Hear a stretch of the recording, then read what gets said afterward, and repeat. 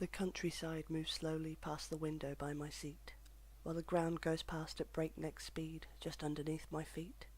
The sight of all this nature helps to still my frantic mind, and the stresses of the city are 100 miles behind. Outside the world keeps spinning, and the clouds might threaten rain, but inside all is stillness as I sit here on the train. Hello everybody, it is Wednesday and I am Kath, and this is Kath Wednesday. And there wasn't stillness because I was travelling with my 6-year-old, because as you can see by the change in surroundings and the improved production quality, I am not at my house. From next week you can look forward to a return to single take videos taken with my phone, but for now, while I have access to a faster computer, then you get the benefit of all the wonderful things that Windows Movie Maker can do. My daughter and I are currently visiting my mum, who lives in a small village here. This is the house I grew up in.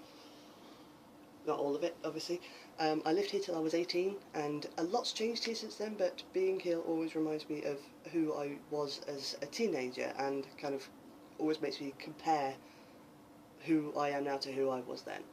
And I think there are a lot of people that do this, and like, they find their adult lives wanting. It's people who think about the lives they imagined having when they were younger, and then they look around them at the washing up and the piles of laundry and the deadlines and the million other things that make up being a responsible adult, and they feel inadequate, like they've disappointed the person that they used to be. I kind of take issue with it. I think it's fine to keep like dreams in your mind. It doesn't no matter how far-fetched or ludicrous they could be, like I really want to travel, or I want to go into space, or I really want to complete the Gutbuster challenge at my local Greasy Spoon cafe. But we shouldn't beat ourselves up for failing to live up to an ideal that was put into our minds by a teenage version of ourselves. The reason for this, and I can't speak for everybody, but certainly speaking for myself, is that teenage me was a moron.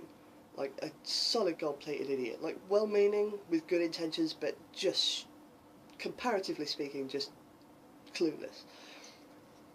Teenage me didn't have any idea how hard it would be to juggle parenthood and maintaining a relationship and making sure that the mess doesn't engulf the whole living room floor and making sure everyone in the house has clean underpants. The reason for that is that, like, teenage me, like I think a lot of teenagers, thought that by the time I became an adult I would have it all figured out and I'd know what I was doing.